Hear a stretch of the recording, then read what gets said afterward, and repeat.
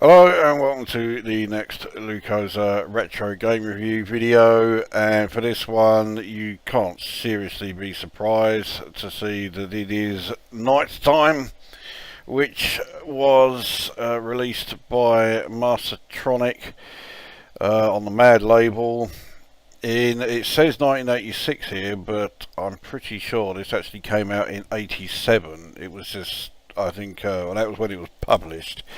The coding and everything may have been done and finished in 86, but I'm sure the game was published in 87.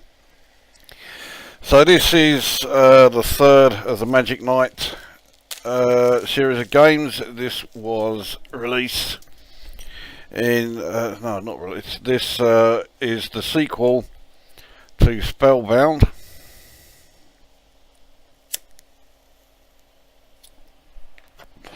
And at the end of Spellbound, if you manage to complete it, which I never did, you returned everybody to their right time and place. But of course, when it came to you, it didn't quite go according to plan. You don't see any of that in the game, you just turn up here. So let's get the game underway and see how this compares. So the idea is that you have arrived on a space vessel in the 25th century, and yeah, so obviously your like teleport or whatever didn't work. You're now in the wrong place at the wrong time, and you have to return to the right place and the right time. So we can see one difference already between this and Spellbound. Magic Knight now moves a hell of a lot fucking slower, annoyingly slow. So much so that I prefer to be jumping around all over the place to get from room to room.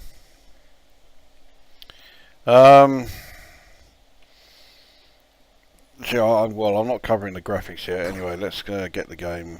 Let's do a bit of the game.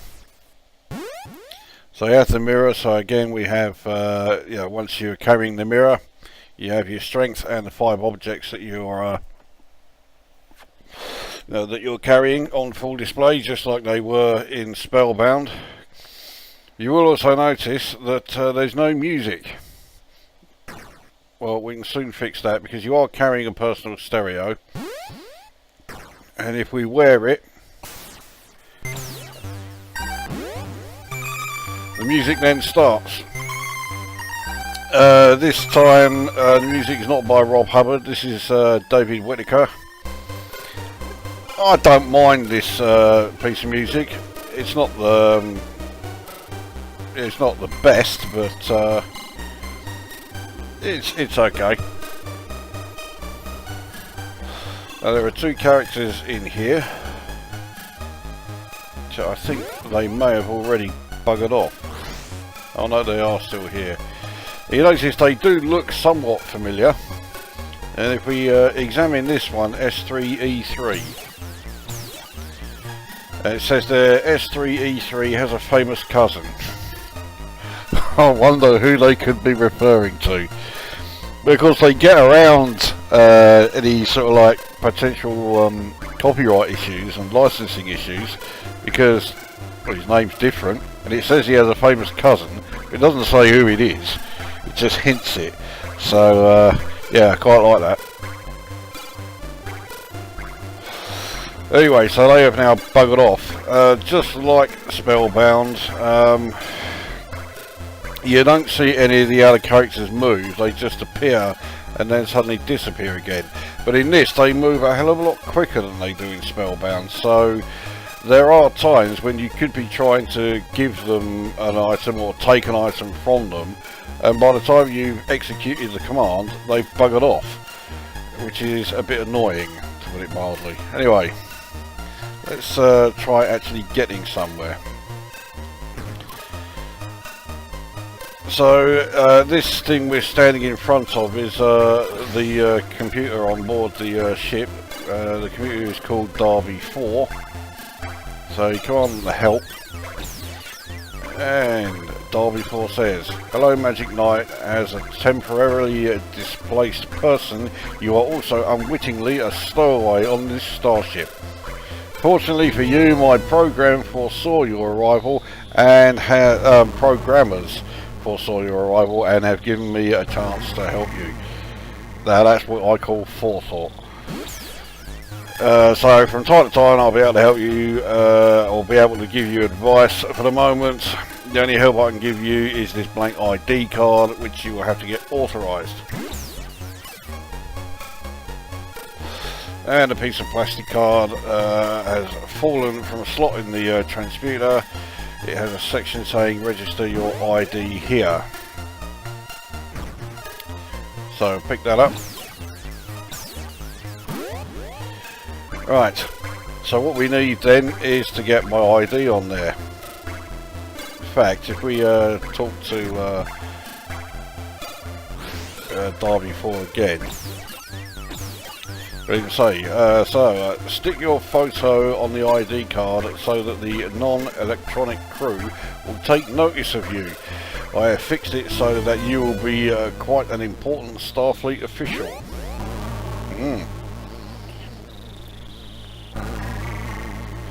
So we need to get a photo taken. This is the actual bridge of the ship. What do we have here? A camera. That's very handy. So we'll pick that up. But there's no film in it. This was 1987 or 86. So let's take... well, we will need the pot of glue eventually, but not now, so we'll reject that. Like Finders Keepers, if you pick up the pot of glue, you can't put it down again, or at least I've not found a way of being able to put it down, which is irritating.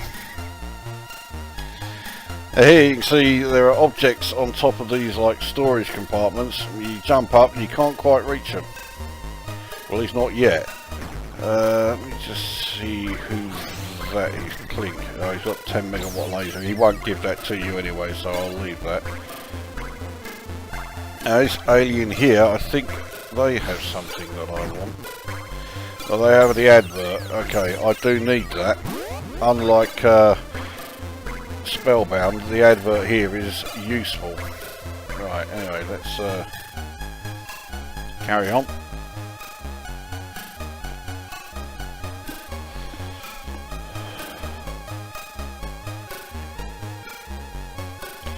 Right, it's the two people at the helm here. They have what I need. I think it's Gordon. Yep, instant film. There we go. So we have the camera, we have the film. Now we need the help of, I think it's this guy here. Give him the camera. Yeah, S3E3, he's the one to give this to. So he has that. We'll also give him the film. Now, we still need to do one other thing. Because as well as the stereo, or the personal stereo, we are also... Oops. Didn't mean to do that, I meant to unwear something. Okay, reject it. We also have a shield and a cloak of invisibility, which we're currently using. So we need to remove the cloak of invisibility, because otherwise the photograph doesn't work. So now we command... I don't want to command clean. We need, yeah, S3E3 here. Right, so we'll command him to help. And he's taken a photo of us using the camera and the film. So now we take from him the photograph. There we go. And if we look at the photograph,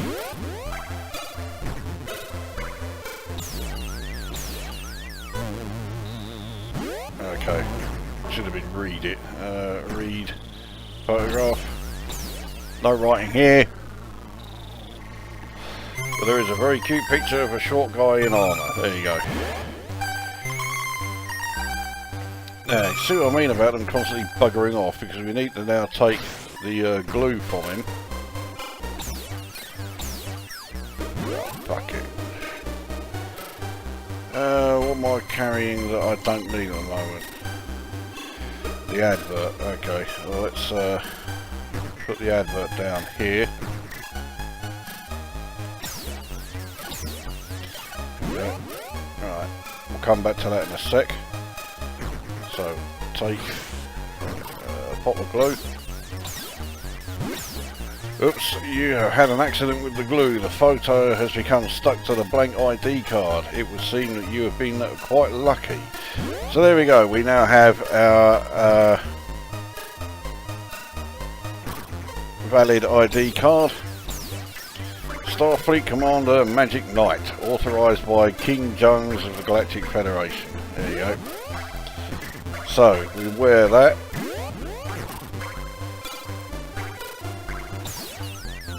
And now we'll, you know, our authorisation and that will all be recognised by anyone we see, really. Now, my strength is going down, as you can see. It goes down every time you do anything. So you remember the somewhat convoluted method of getting your strength back up in Spellbound. Here, it's somewhat easier. Cast a spell, fortify yourself, and strength's up a bit. Now you can't keep casting spells over and over, so you go there to select it and the option's gone. But once you move around a bit, yeah, it's not back yet, but yeah, once you move around a bit it does come back. So anyway, now what we need to do is actually go somewhere. It's Gordon and Sarab are the two at the helm. Gordon's asleep. Okay, right, well, let's command him to wake up then.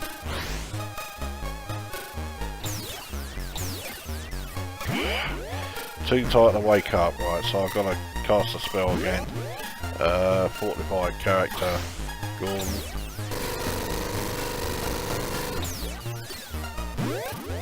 Right. Now let's see if he's awake. Right, he's woken up. Now let's command him to help us. I would like you to fetch my tankard for me, Magic Knight. Okay. Well, the tankard is over here.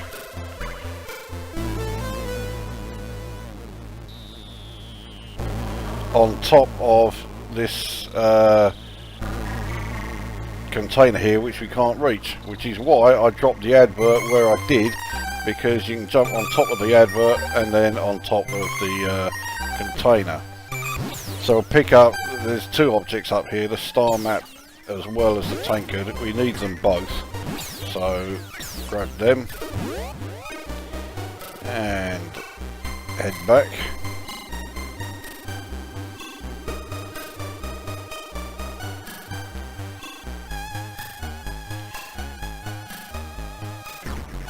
Right, so give the computer tankard to Gordon.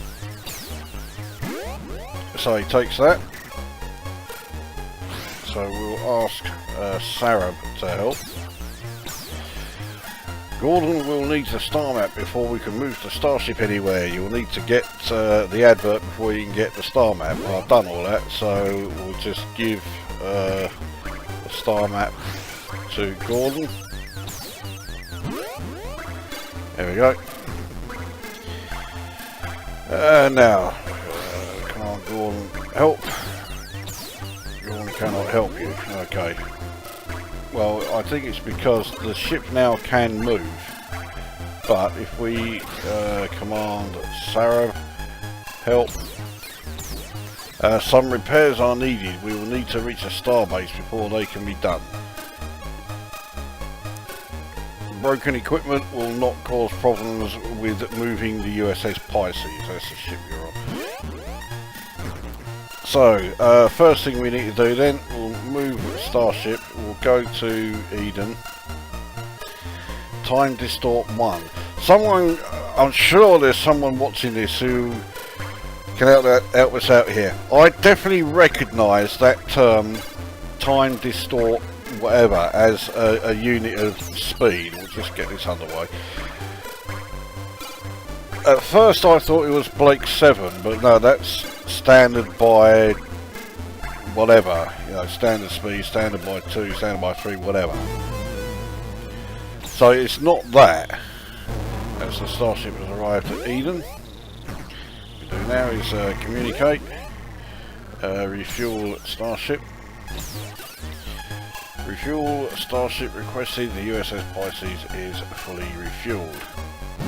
So yeah, what is the science fiction program? I don't think it's a film, might be, but I'm sure it was a science fi series where they used Time Distort as the speed that they were travelling at. I can't fucking remember it. I definitely know it from one. Right, anyway, so I don't know if this lot on planet Eden. Apparently, Hooper the eccentric lives on a planet called Naf. Yeah.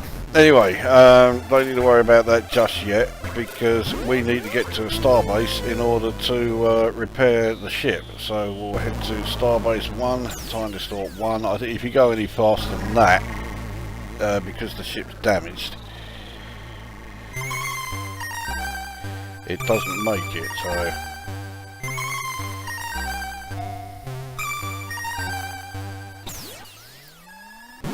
So we've arrived at Starport, whatever one. I will just quickly bump my strength up.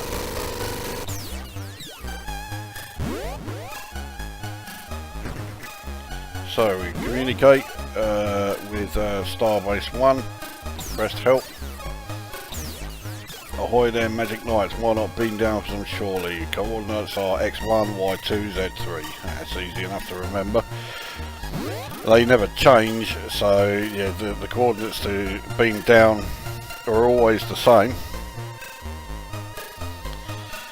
Now, this is the transporter that you use to beam down, but it's damaged. And if you try to beam down at the moment, you die. Yeah,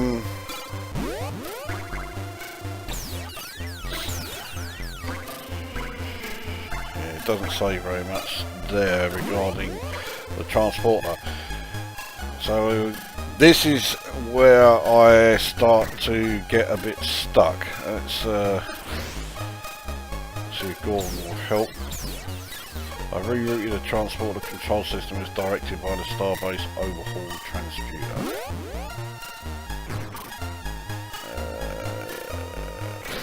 Let's see what Sarab has to say. Fuck off.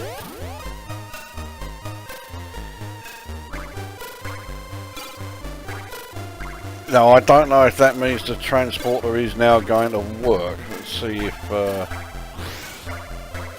Derby 4 will tell us. But what I shall do, grab another couple of things which I can use.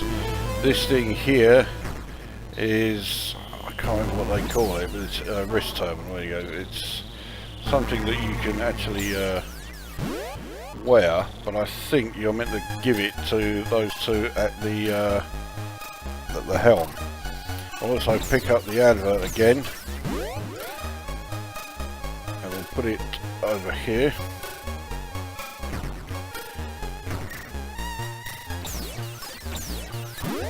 because this thing up here,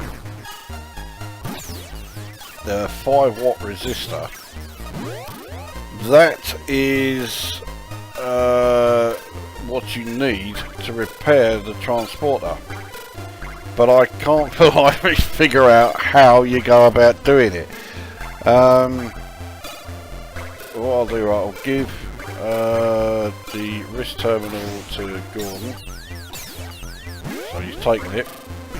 And if I now give 5-watt resistor to Gordon. Yeah, see, nothing happens. So I don't know if he has actually fixed it or what. I think I've left something out, but I can't remember what it is. So anyway, if we go to use transporter, so here you enter the coordinates which we were given, which is 1, 2, 3. Then the execute command, and okay, it has actually let us transport over, so we're on to Starbase whatever. I also need to fortify myself again.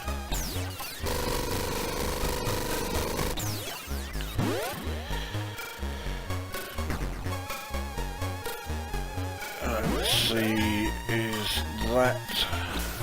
No one here. Okay, so that's just part of the background. So this is one of the aliens here. Swiftfoot and Hector. I don't know who they both are. Okay, so this is someone else who's shown up. Limit of a dream. Okay. Can't even see him. So who's this other one then?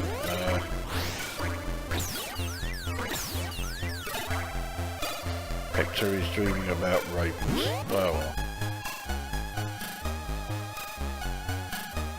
Now there are several items actually around here which are quite useful. Well, I say that, I mean, like Spellbound, they're all fucking useful.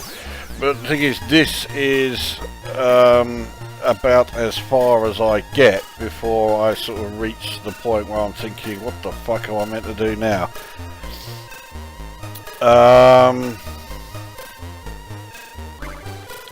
Yeah, I haven't got a fucking clue, to be honest. So let's get the review underway. Graphically, well, it's Spellbound again. Like Spellbound, yeah, like Spellbound, there is only one hardware sprite in the whole game, and that's your Magic Knight. And they've also put a bit of a border around him so that when he's standing in front of objects, particularly this, the white of this cargo pod here, you can still see him. It's not a high-res overlay, it's just a border they put around the sprite. But it helps. Unfortunately, the software sprites in the background means you get horrendous attribute clash, like you can see right there. Yeah, that doesn't look too good. In terms of audio, there are even fewer sound effects in this than there were in Spellbound. There's no sound when he jumps. The only sounds you really hear all come through using the you know, the menu system and whatever. And that's it. The music, I mean, no, it's not as good as the music in Spellbound. It's not even close. But it's not bad. I mean, I do like David Whittaker. He's another one a bit like Fred Gray. He's very laid back. There's none of this ego fucking bullshit that you get with the likes of, you know, Martin Galway and Jonathan Dunn. He may have been the most prolific you know, music composer for games of this time. I mean, add together his Commodore 64 and Amiga titles, he did over 800. So he's by far the most prolific, but he'd be the first to tell you he was not the best. So I like that about him. I like the fact that, yeah, there's no ego, he's very modest about what he does. The other thing about him is, you see a photograph of him today, and you compare it to, like, from around this time, he's hardly changed at all. He's like he's some sort of fucking supernatural being or something. The other thing is, if you're like an artist or something and you need an example of how the human face is not at all symmetrical, David Whittaker's face is the perfect example of that. He looked like he went about 15 rounds with Mike Tyson at one point and didn't come off very well. Anyway, so yeah, I think the music's okay, but yeah, it's definitely not as good as it is in Spellbound. And the gameplay, it plays exactly the same as Spellbound did. So if you like Spellbound, there's a good chance you'll like this. And yeah, if you didn't like Spellbound, you're certainly not going to like this thing at all. I don't think it's as good as Spellbound, partly because I don't like it when games or television series or films use the sort of plot that they have here with this, which is that it's already been established, you know, the sort of fantasy time and place or whatever, or even if it's not a fantasy, say it's set in, you know, modern day wherever, and then they suddenly change it for like an episode, or in this case one game title, and they set it way off into the future and they bring in all the sci-fi stuff. I've never been that keen on it. The only program I know that works doing that is called Doctor Who, but that's because that was the whole compromise right from start to finish. It could be at any place at any time. But here, no, that was never the case. So having the first two set in the fantasy kingdom and then suddenly changing it to science fiction, I'm not that keen on it. So I certainly don't think it's as good as Spellbound for that reason. But it still plays pretty well. I mean, I'd prefer it if Magic Knight wasn't so fucking slow moving around, but yeah, if you jump about, you get it to move a lot quicker, so, you know, it's not the end of the world. And the puzzles have a bit more logic to them, and some of the puzzle solving in Spellbound, you know, especially with your strength, getting that back up, just made no sense at all. Here they do make sense, or at least they make more sense than they did in the previous game anyway. So all the bad points, all the good points sort of cancel each other out, and you end up with a game that I think is, yeah, pretty good. So not as good as Spellbound, so I will give this 7 out of 10. It was nowhere near as popular as Spellbound, so there is a good chance that there are plenty of people who played Spellbound or even had it but didn't have this, and I was one of them. I didn't play this game at all. In fact, I hadn't even seen it on the Commodore 64 anyway, until about 2 years ago when I downloaded the disc image. I downloaded it 2 years ago because that's when I was originally going to do this review. Procrastination rules the day yet again. 2 years I waited till I finally got around to doing this. So there you go. That is Knight Tyme then for Commodore 64. 7 out of 10. Yeah, if you like Spellbound, you should like this. Yeah, didn't like Spellbound, you're definitely not going to think much of this one.